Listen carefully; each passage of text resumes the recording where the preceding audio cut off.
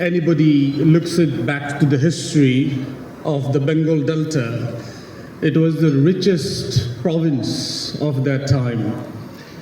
1600, 1700, 1800, Mughal Empire used to produce around 26 to 28% of the global GDP. And out of the Mughal Empire, the Bengal Delta was the richest of all provinces. It itself used to produce 13 to 14% of the global GDP. And the kind of things that drove the Delta into so much prosperity at that time, it was the aspiring people of the land. It was innovation.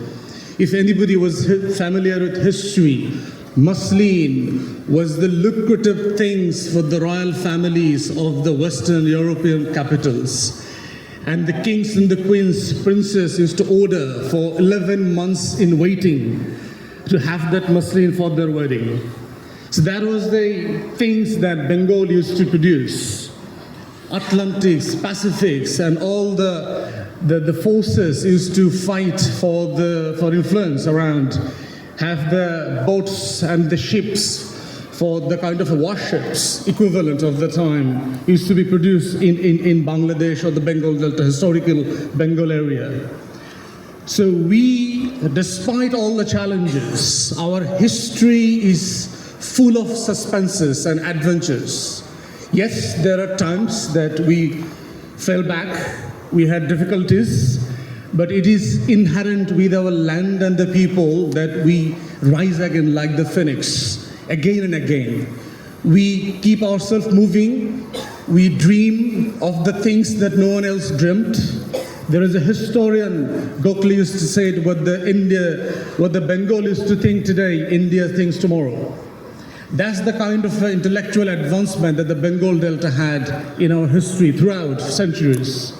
So yes, there are difficult times, but I can assure, and you can see all the political parties, Khosrow is here, and hopefully the next finance minister of the country, and he can assure, and other political activists, that we're all here to confirm that investments, investors, safety and deregulation, investment, climate improvement, all of the things that is required. And in particular, of course, getting the capital market flow in favor of the people, not for the oligarchs.